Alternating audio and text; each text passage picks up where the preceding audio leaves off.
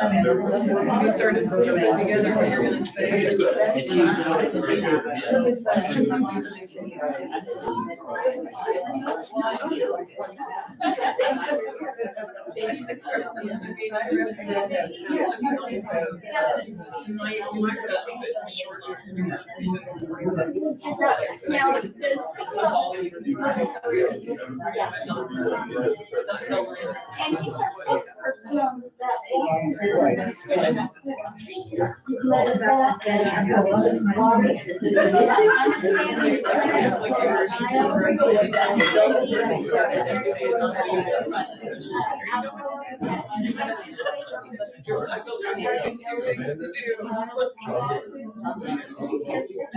Are you with the city? And they've been even recording us.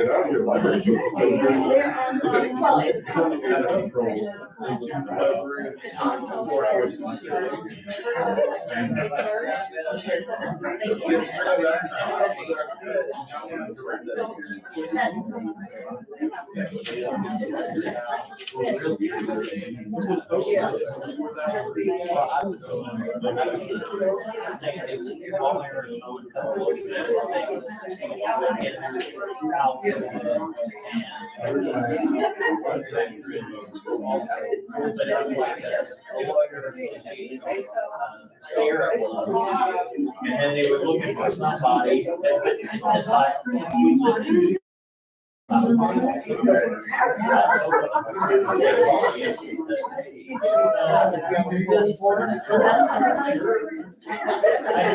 never heard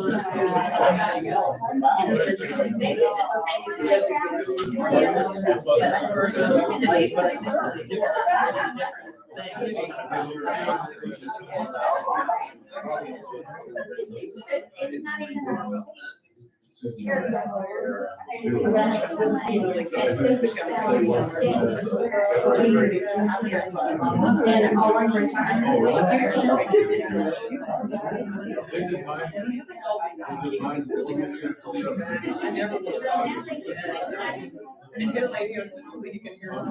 We don't have to talk to me. Hello, yeah. Good evening. Just checking, can everyone hear me in the back of the room? Jacqueline, can you hear me all right? Or should I turn on the mic? Should we turn it up a little bit? Yes. Okay. You want to leave more? I'll just speak loudly until we get this fixed. But first, I am so excited to see such a full house. This is awesome that everyone is here. Maybe a little lower. This is good? Yeah. Okay. At any time, if I get too quiet, just let me know. So again, so glad to see a full house. We had to bring out more chairs. Always lovely to have a group of people here who care about climate action, and this great opportunity for Indiana. So tonight we'll be saying a few words, progress update, as this is the 6th public meeting in support of the Climate Pollution Reduction Grant Program. So really excited grant program brought to Indiana by IDEM. Again, very excited to be here to speak about it. Before we jump in, I do have 2 logistical comments for us this evening. So the first is that we are recording the event. There's awesome equipment up front. So if everyone could keep side conversations wrestling to a minimum, it really helps the many people who join remotely to hear better. So really appreciate that. In addition, the whole recording as well as the presentation will be available online for you immediately following or very soon following our presentation tonight. So if we go quickly through any pieces or if you have any things you would like to reference, that will be available for you later as well. The second note is that we do have to be out of here by 7:15 out of respect for our hosts. So I would love everyone's support, staying on topic tonight, being very efficient with questions so we can leave as much time for as many people as possible. And with that, I would love to start this evening with a few introductions. So first, I'm joined tonight by members of Indiana's Department of Environmental Management, who are the grant recipients bringing this opportunity to the state. So very grateful to them. I'd also like to introduce our facilitation team. I'm Amanda Mast. I'm a senior manager with ClimateCo. And we are a decarbonization and climate advisory firm facilitating public meetings like these, but also performing the technical analyses required by the grant. And I'm joined tonight by my colleague Noah over in the corner, and Jacqueline, who said hi as you entered the room. So if you have any questions after the event, please find one of us. We're happy to help. And with that, we can jump right in. I'm getting a little bit of feedback, but it's only bothering me. Actually, no, would you mind turning it down again? I'd rather shout than have squeakiness in the background.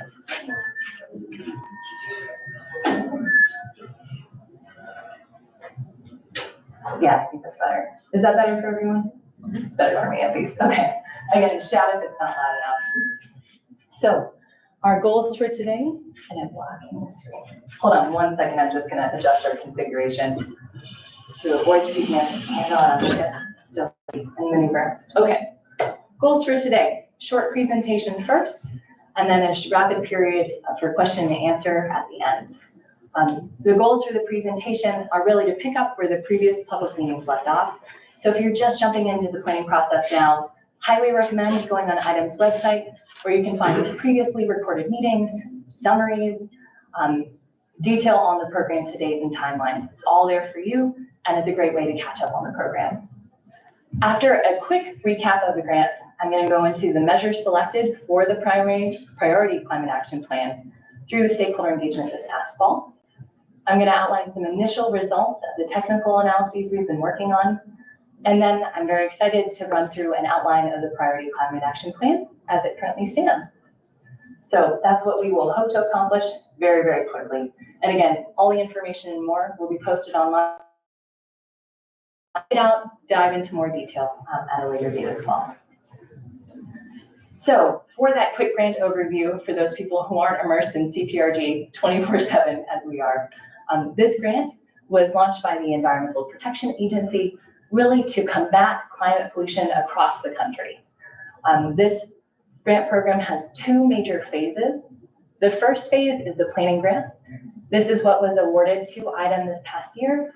It is focused on building a climate action plan for the state to create jobs, benefit communities, all while reducing air pollution and climate pollution. The second phase of the grant program is the implementation grant. So in this grant, the EPA will award another $4.6 billion, so big pool of money, of federal funding to help states implement the projects included in their priority climate action plans. And this is an application that IDEM will submit on behalf of the state very soon this spring, again, hopefully to bring more federal funding to Indiana. This represents a timeline of the activities of both phases of the grant. The top row highlights all the activities performed for the planning grant, which is where the majority of the work has been focused for the past few months. You can see from that top line, the majority of our time has been spent with that stakeholder engagement process, kicking off in October, extending through December, where Hoosiers from across the state really contributed ideas to help select actions to include in the plan. After those measures were selected, we then dove into the technical analyses required by the grant, finally drafting the plan, which I'm now very excited to say is already public on the website, available to everyone. You can jump on now, ideally after this meeting, but check it out and let us know what you think. The second row focuses on the implementation grant, so that second phase of the grant program. And you can see activities have already kicked off here as well. Through this process, IDEM has released a request for proposals in December to receive ideas from Hoosiers all over for projects that can help combat climate pollution. More than 100 projects have been received to date, and IDEM is currently reviewing these projects to identify ones that are extremely competitive and can be included in a statewide application, ideally to bring some more federal funding to Indiana. And it's a lot that's completed already, but you can see that comprehensive planning is about to begin further this year. So if you're just jumping into this process now, don't worry.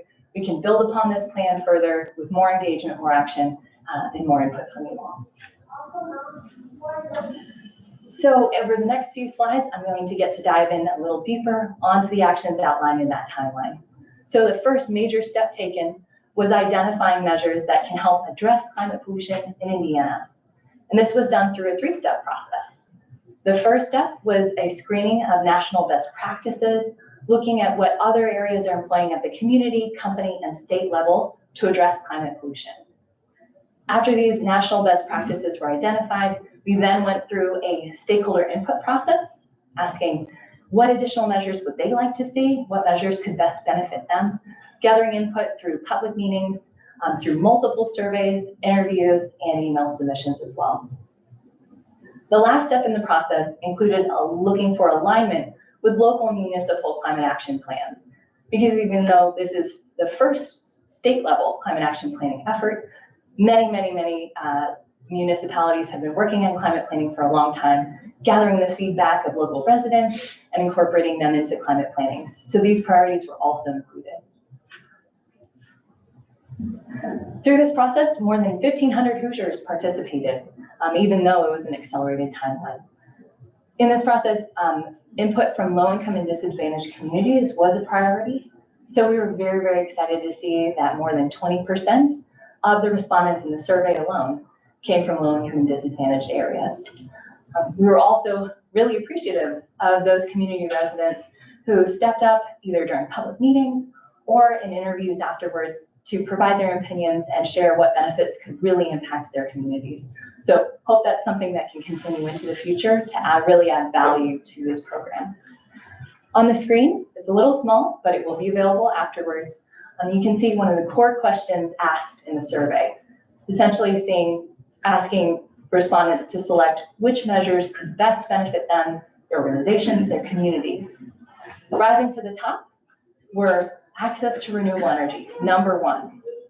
Number two, energy efficiency in homes and in businesses. And finally, third was access to public transit because of the many different layers of benefits that people would see. I'm very excited to say that all three of those top measures were then selected as a priority measure, and they are included in the Priority Climate Action Plan. So on the screen, I've highlighted what the measures are, selected through that broad engagement process I outlined already. I'm not going to go into too much detail, but again, on the website, we've had the pleasure of creating a full PDF summary of how we got here, what the feedback was, and more detail on the measures themselves. So that summary is available to you on IDEM's website. I do want to highlight a couple of these measures today. So first measure I want to highlight is the measure to expand community rooftop solar options. There was overwhelming support from this measure through public meetings and through stakeholder events. So that's why this was a new addition through the stakeholder process. Another measure that I want to highlight is the measure to expand green spaces, as this was something else that Hoosiers across the country, especially in urban areas, asked for as something that they could really benefit them in their communities. And the last measure I want to highlight is noting reduced vehicle miles traveled. Very, very broad measure, intentionally so. This includes the improving access and availability of public transit, but also includes active transport. So walking, biking, more accessibility, more availability of pathways and walkways as well. So again, full list, both available in the PCAP and online in the summary if you'd like more details. After the measures were selected, there are a number of technical analyses that were required by the EPA as part of this grant program. So we jumped right into those. Ideally, these not only meet EPA requirements, but also could help the implementation grant application be a little more competitive, make Indiana look a little better by highlighting all the benefits that these efforts can bring. So the first of these technical analyses was focused on estimating the emissions reductions potential of the measures selected. So, okay, great, we see these measures can benefit communities, but can they really address climate pollution in a meaningful way? The answer was yes, absolutely.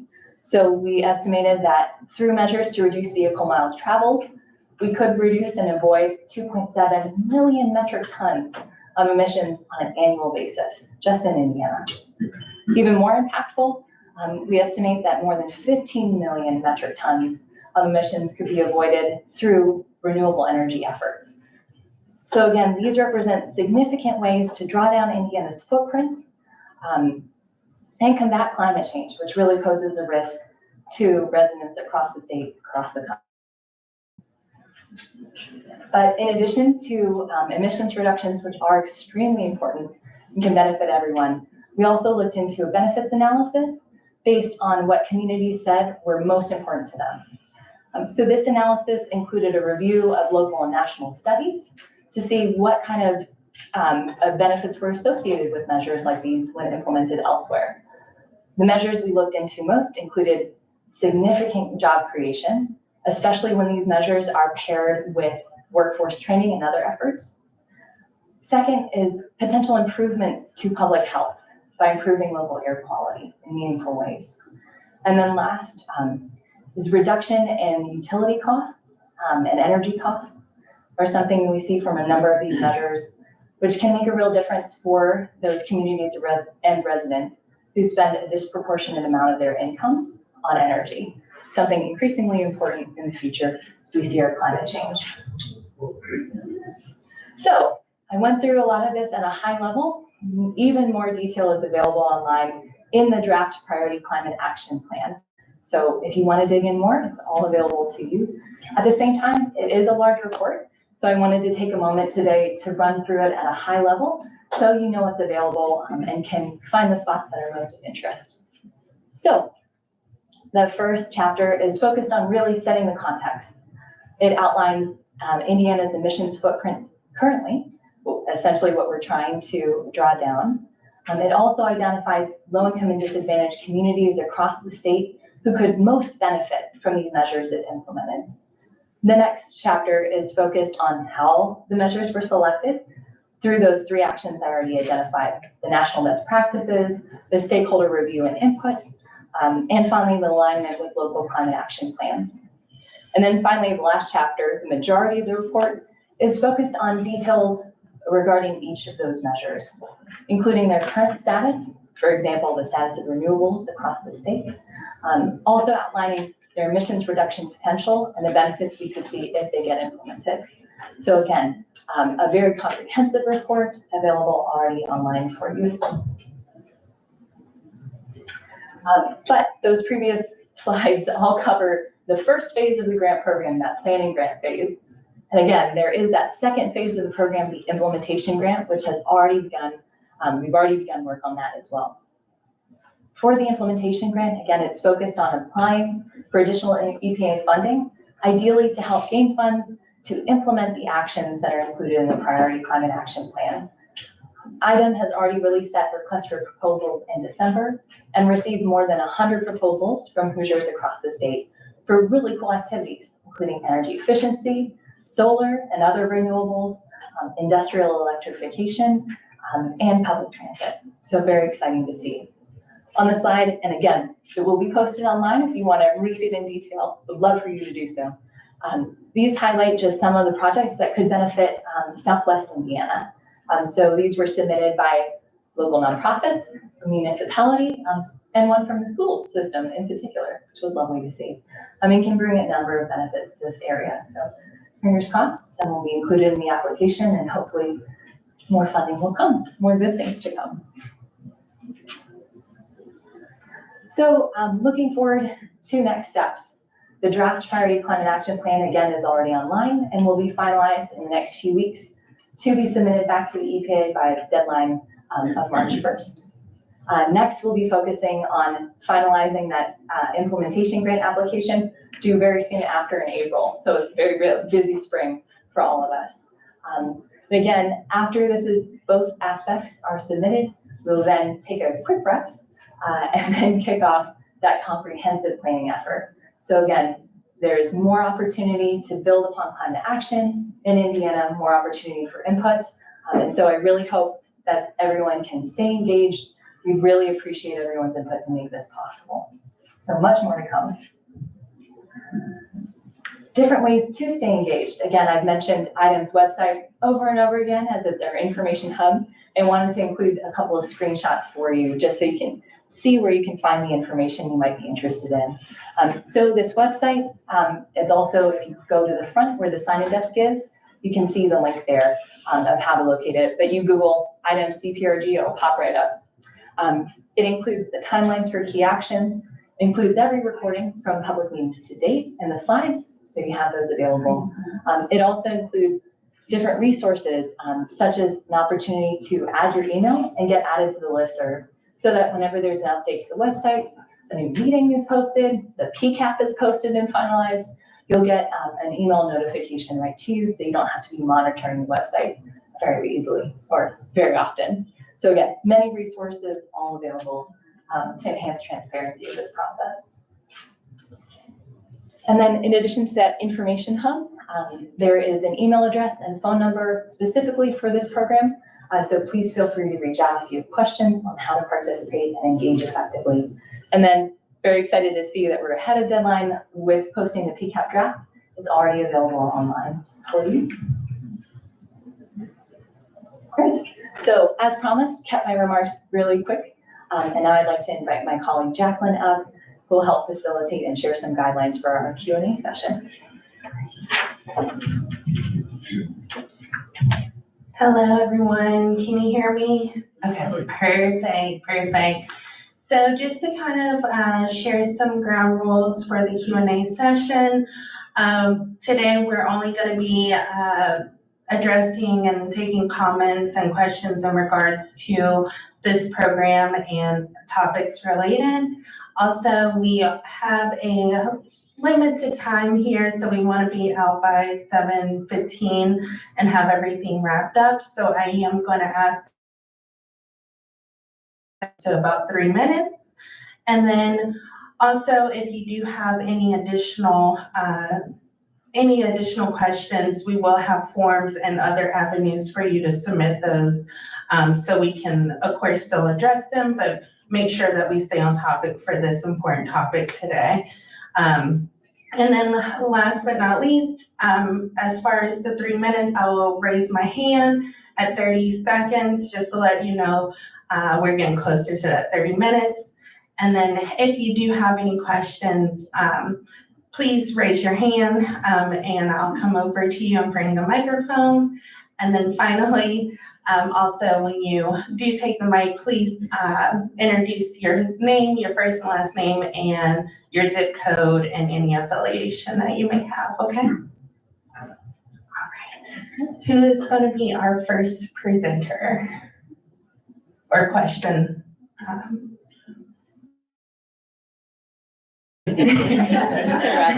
All right. Okay, my name is John Blair. I'm with Valley Watch.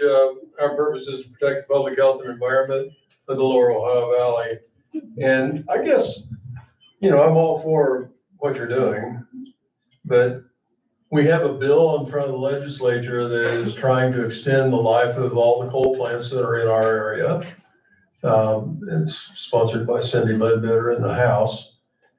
So I guess if I have one question is, have you made a presentation, or has IDEM made a presentation about this project to the legislature? And how do you expect the legislature to respond to doing anything that's positive for the environment or public health? Thank you. I'll answer first and then if there's any additional questions. So glad we're all in support of climate action here. Nice to be amongst friends. This initiative, I believe, did have to get approval first to go forward, but it's nice, it just gets submitted back to the EPA. So it is a separate process. Can you use that microphone? Okay, yeah, I can use my other microphone.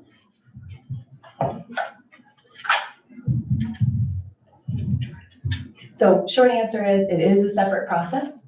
This plan does not have to go through approval with the legislature to be enacted. Again, it just gets submitted back to the EPA. Any funding coming is from the EPA. That wasn't my question. Whether it has to, Well, my question is there communication with the legislature, because they are fighting us in every aspect? I think my answer is, it is separate. It is separate. So what's the point? I think it's nice that there can be meaningful climate action in the state without needing approval from the legislature on each individual action. Not saying it's Well, sufficient. EPA gave you $3 million, so I mean, they Yeah, were gonna turn that's that wonderful. down. Exactly. So it's nice that there's other avenues to see climate action, though it would be great, no, actually, stepping out of my head. It's nice to see that there's other avenues for climate action. What you're mentioning is very important. Okay.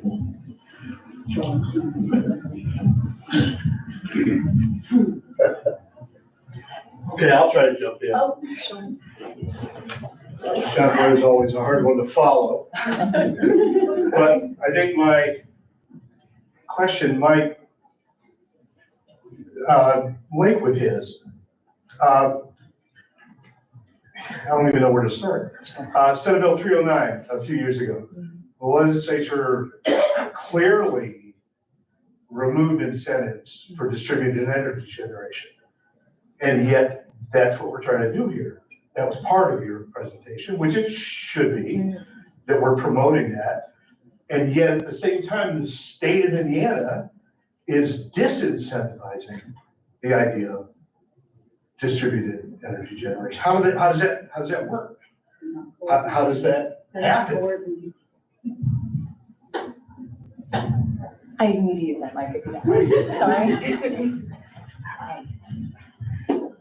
Can't comment again on any legislative activity in Indiana. I can say I am grateful that some action is able to happen. It might feel like it is contradictory, but I think it's nice that we can potentially bring grant funding to fund renewable energy, which is important.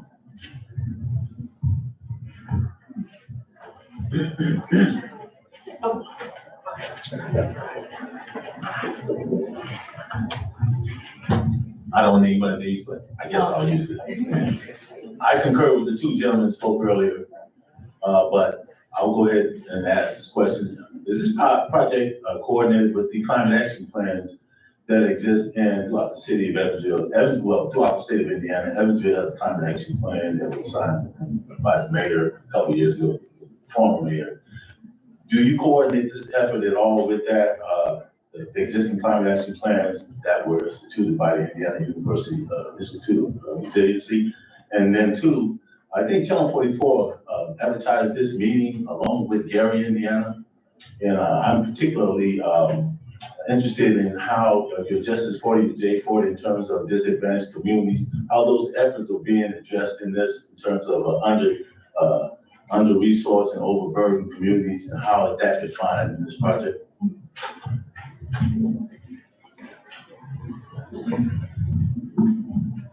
So a couple of answers for you. I think your first question was, how are municipal climate action plans included?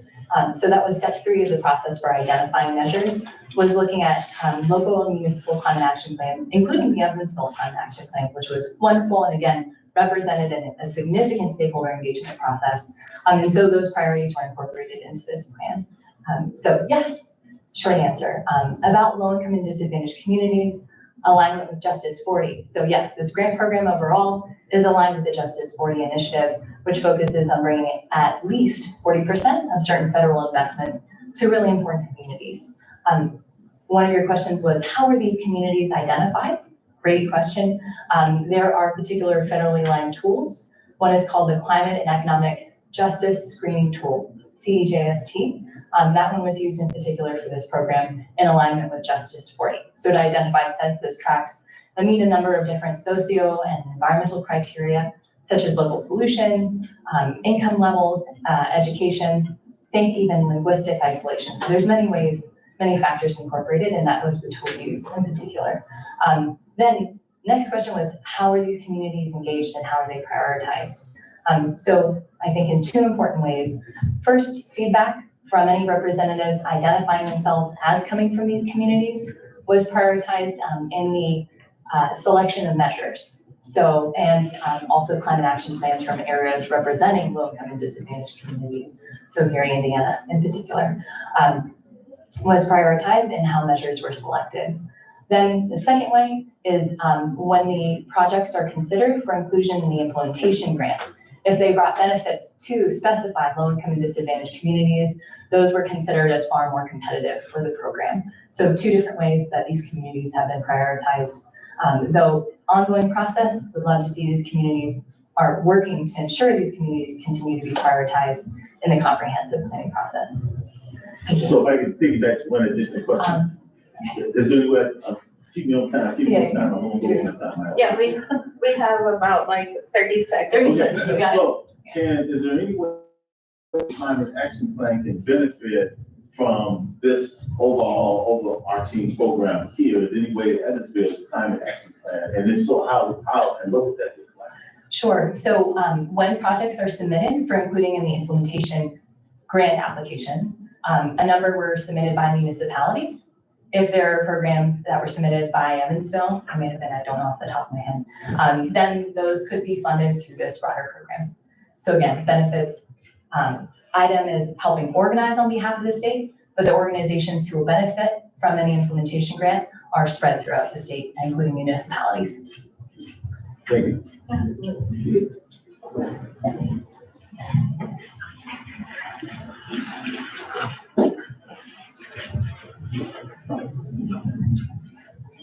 Hi, I'm Joe Schultz. I still live here in Evansville. I chair the Hoosier chapter of the Sierra Club. First, I want to thank IDEM for holding the second round of meetings both last week in Gary and here in Evansville. Appreciate you responding to stakeholder feedback on that. My question has to do with the Alcoa morgue operation over in Warwick County here. We're home to one of 7 aluminum smelters in the country.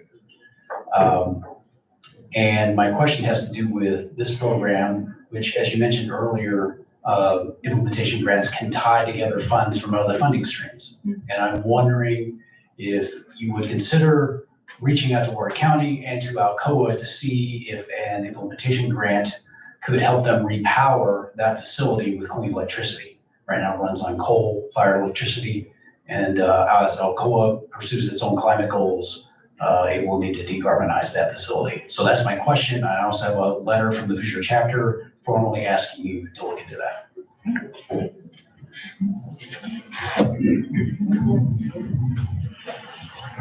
I think a quick answer for you is industrial electrification was included as a key measure due to initiatives like this. So we certainly hope, can't speak on behalf of Alcoa, we'll accept the letter, but it would be great to see these projects because they would have very meaningful impact.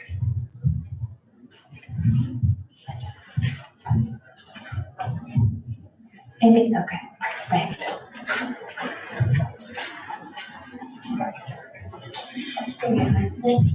Yeah, you mentioned that there were 4 municipal projects, and I was wondering, can you comment on any of those, or can we find out what those 4 municipal projects are in Southwest Indiana?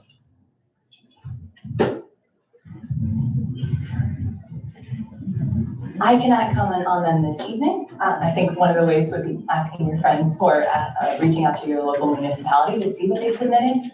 I think what I can commit to is that those who will be selected to move forward as competitive to move forward in the implementation grant will be disclosed.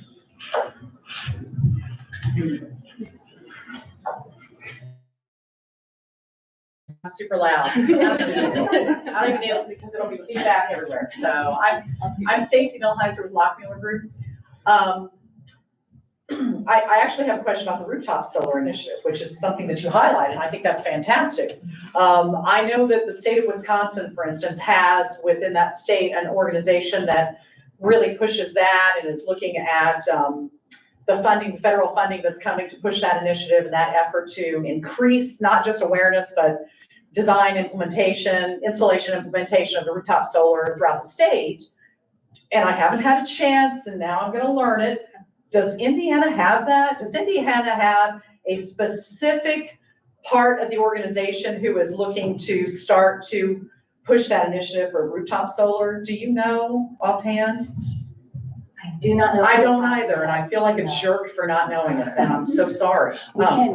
I've got an email address. We can Yeah, get back to you. let's make a little note and find that out, because I think it would be helpful for everyone to be aware of that cost and how that return on that investment comes for them, and maybe we can figure out how to put it all together to help folks in Evansville figure that out. Yeah, yeah, Excellent. okay.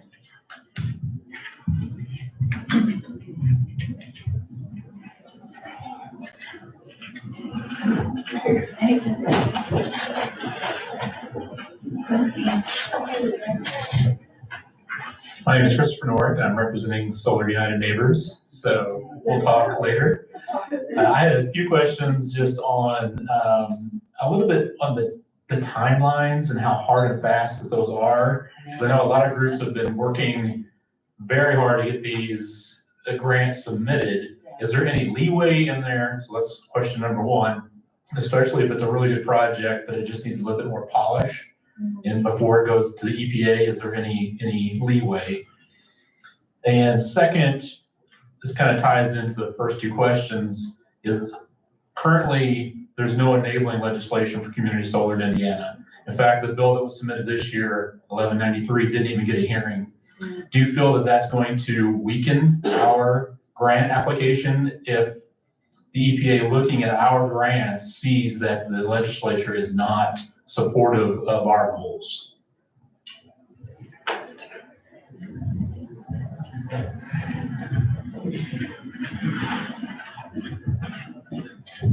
Again, limited comments on policy in Indiana, but I think one of the things in support of Indiana building a competitive plan for the EPA is the fact that climate action is needed here.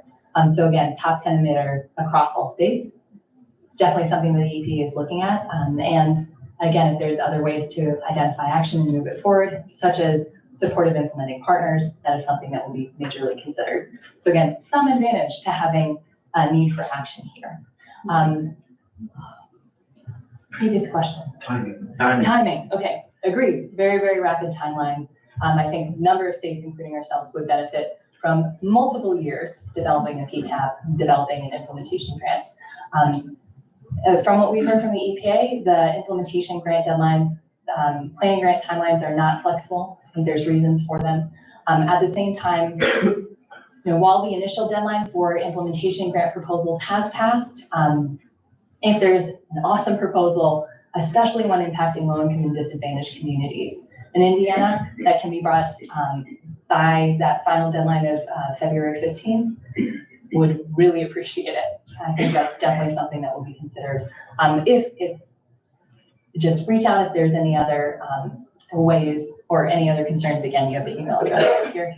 Just want to say thank you to Solar United Neighbors. You all were here from the beginning. I remember your yellow shirts in our first public today.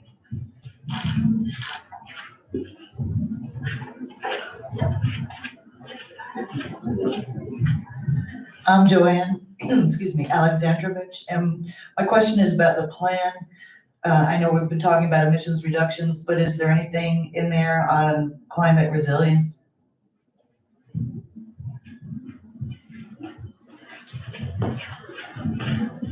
I think the top line goal is emissions reductions, so avoiding and preventing future climate change and climate risks.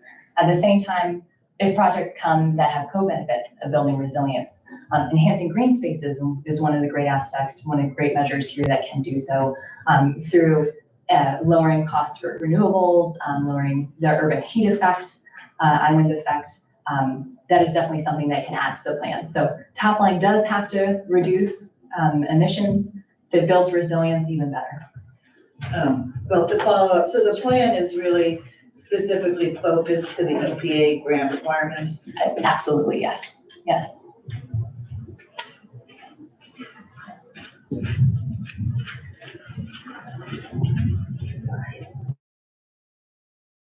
Climate Action Director for the City of Evansville, and I want to respond to a gentleman's questions on the municipal proposals and the quick turnaround. So there was obviously a very quick turnaround for once the federal government announced the grant to the state getting into action with the primary planning to announcing it to all over the state that individuals, groups, municipalities could submit projects, to the first deadline, which was a month after they announced it, and then the second deadline, which is February 15th. So everybody has been hustling to try to get projects submitted, and the City of Evansville submitted 4. And we had to come up with something that fit under those categories, those primary measures that she was alluding to, or she put on the screen.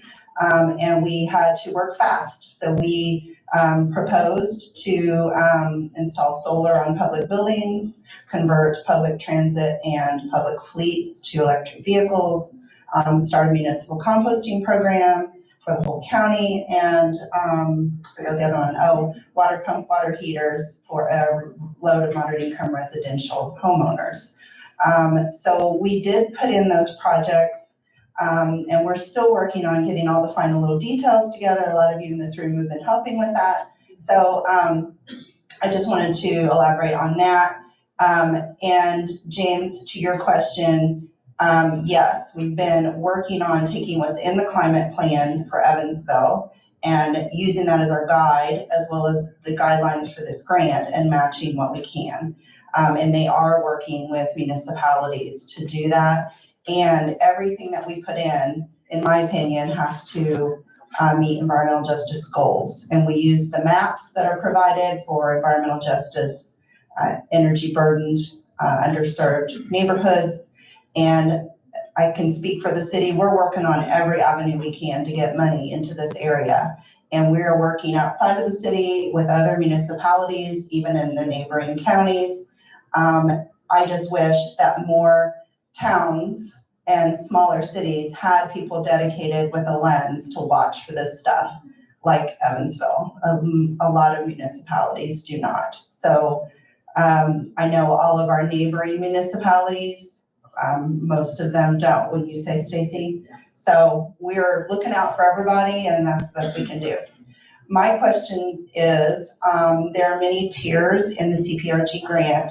And I know you said you got 100 projects and I only submitted 4. And we were trying to be really conservative on what we were asking for dollar-wise because we knew it was going to be competitive. And I'm worried that, if you're applying for the tier B, which is $100 or $200 million versus the tier A, which is up to $500 million, the higher money you ask for, the more competitive it is because they're going to give less of those grants. So what tier are you shooting for? And my second part to that question is, how are these smaller municipalities and smaller projects competing with big projects like industry conversion and utility conversion? I think balance was something that was considered in measure selection. So things that can benefit communities in addition to the big heavy emissions reducers like industrial electrification. That same lens of balance, I think, is being considered looking at the project proposals themselves. So if the projects that you've, I think we're looking for a spread across the state, especially if they impact low-income and disadvantaged communities. So an environmental justice lens which I think municipalities are uniquely poised to deliver, in addition to nonprofits and community organizations, but certainly stronger than some industry. That definitely helps these projects rise to the top. So I don't think it's a concern. I think it's definitely consideration, hopefully, that assuages some of your concerns about being overlooked relative to others. You know, there are some projects that ask for a really significant amount of funding, but at the same time don't deliver on the community benefits or the emissions impact. So, you know, something that's also being evaluated. Can't comment right now on the level of tier, but certainly that competition versus potential benefit is something that's being considered and decided right now. So I'm happy to continue the conversation later. Great question. Any others? We still have some time, so get your questions in. All right.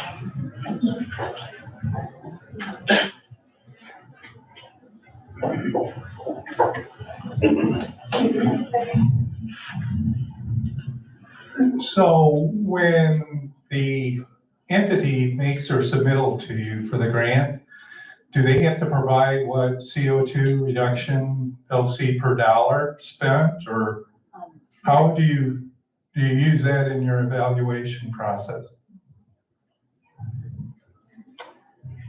Yes, they essentially are being asked to provide a total emissions reduction potential. So what is the climate benefit of the program in addition to the cost? So would get at that dollar per emissions reduction that you're speaking to. And that is something being considered in evaluating the projects.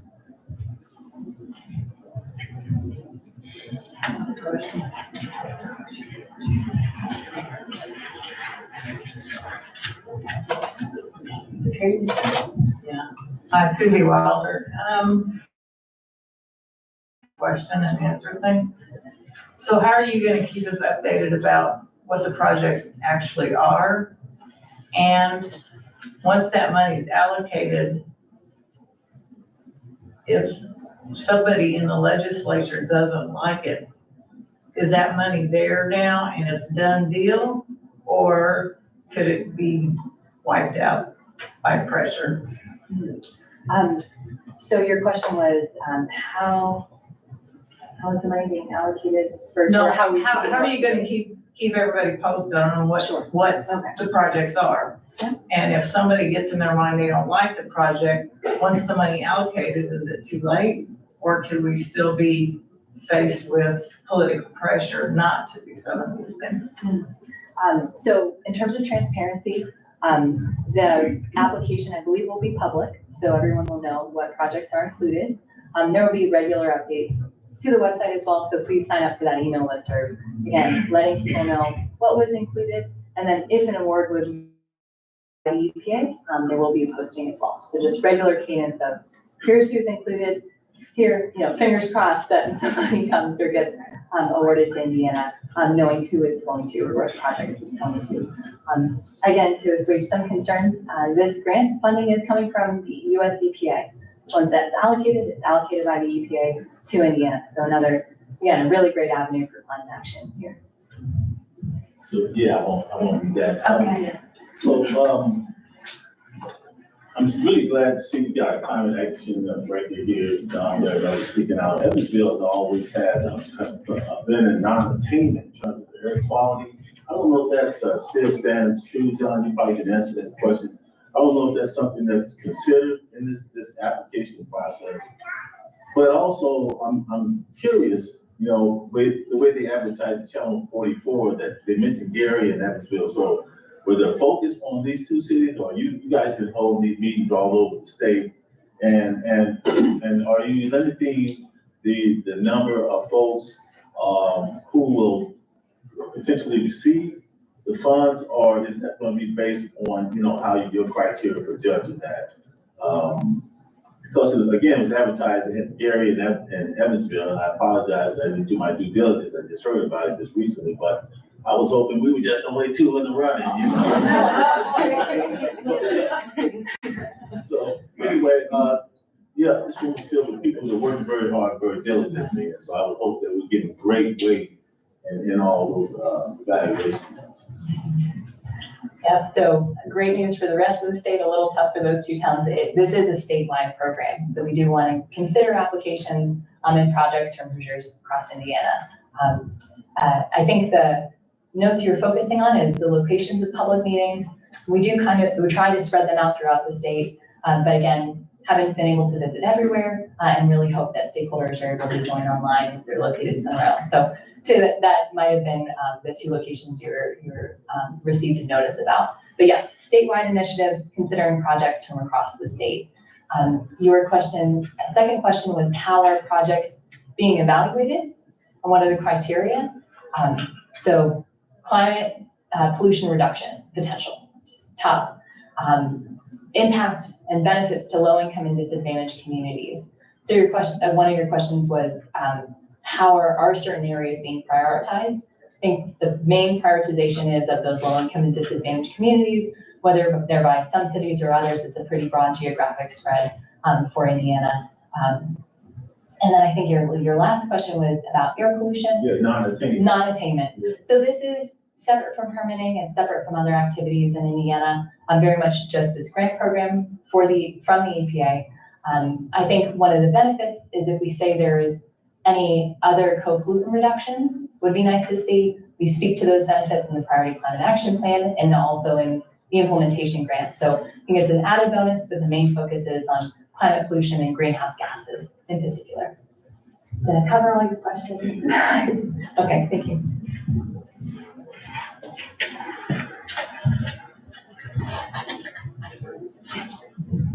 And just one minor follow-up. I've been signed up on the notification list for quite a while, and this is something I pointed out to Ferdinand. It'd be beneficial if in those email communications, it just told us what the change was, because all you get is just a generic, something changed. And then you kind of have to dig through, it's like, well, is that new? Is that something that's updated? So that would be very beneficial, if technically possible. I like it. Great point, we'll definitely take, we probably already included, but we'll send it up the chain again and see what's technically possible. Hi, it's John Blair again. I've got two questions. One, is it Climeco or IDEM, or is it being done jointly that decisions are going to be made about what's put in this first plan, the draft? Yeah, so decision makers, all IDEM. We're simply. It's all IDEM. All IDEM, simply Okay, technical.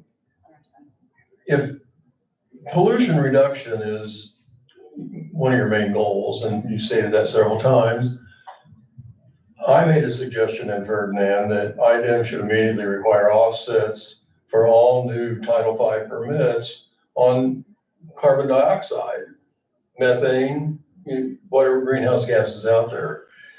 And I'm wondering if there's any possibility that that's going to be in the draft plan. Yeah, so 10 measures that we outlined today are all that's going in the Priority Climate Action Plan. We do get to build upon it, again,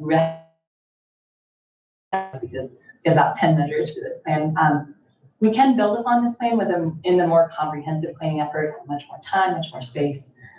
So more measures will be added.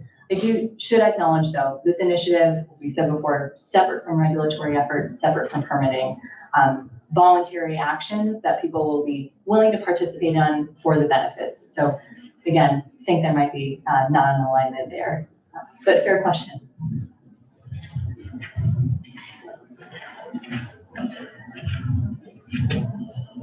All right, any other questions? Okay, perfect. Amanda Rodenberg. I don't know if my question is for you or maybe for you about public transportation.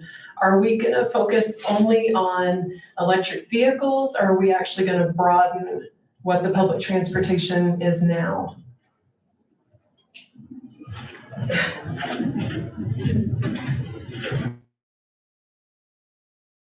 Know what each and every city and town is doing. For Evansville, we are just broadening. We have 4 new hybrid buses, and it was determined at that time that hybrid would suit the needs much better than just a pure electric.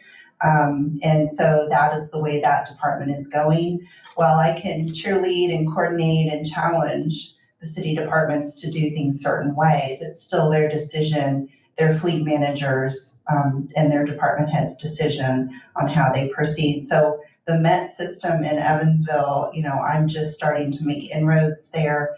And all I'm doing is trying to find ways to, dangle a carrot.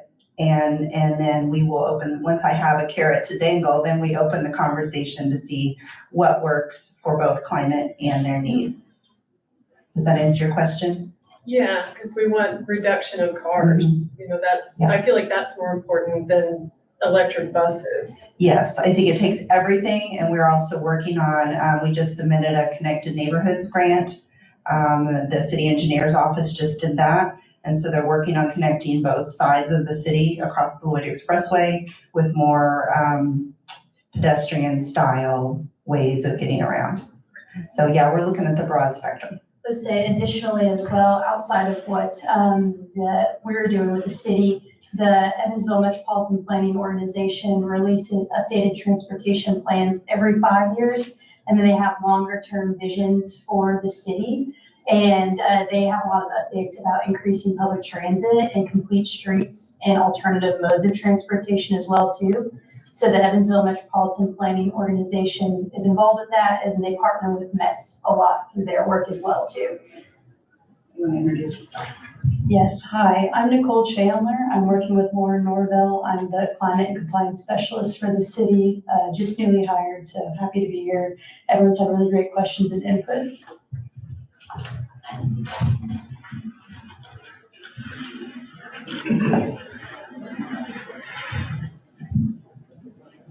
Any other questions? We're approaching our last 15 minutes, so definitely a good time to share your thought. I'll be too loud. I actually just wanted to give you some information. How's that? Thank you. Okay. Yeah. So something else is just letting you know that this is a specific type of grant that's being put out to get us to that point. But there's also a lot of other grants out there that are not just IDEM grants. So there's something called the CFI grant, and that's the charging and fueling infrastructure grant, because you were saying something not just electric buses and something that I know the city of Evansville is looking at as an overall. There's a lot of different options and things like that, but there's a lot of different grants that's going to help in other types and modes of transportation. That's going to help in what we're releasing. Okay, so yeah, so there's a lot more beyond this that we can explore later. Sure. So yeah. Does that help? Yes. Yeah, great. Yes, more opportunities. The more you know. Yes, appreciate everyone's action, climate actions here tonight, also far beyond public meetings. But NAACP. yes. Oh, fantastic. Sorry, did you have another question? Okay. Great. Well, I think that was a great point to wrap up on. More opportunities to come. Also more opportunities to stay engaged. Comprehensive climate action planning, it's coming. So please sign up for the listserv, noted on the listserv, but would love, and reach out via email. Would love to stay in touch, stay engaged. Again, planning process would not have happened. Anything that we've done to date has happened because of Hoosiers participating. So thank you again for spending time with us tonight, and hope that continues. We'll be here for a few comments afterwards, but I'm really happy to wrap up, and I think our hosts will appreciate if we clean up fast. And well, thank you again. Appreciate your time tonight. Thank you.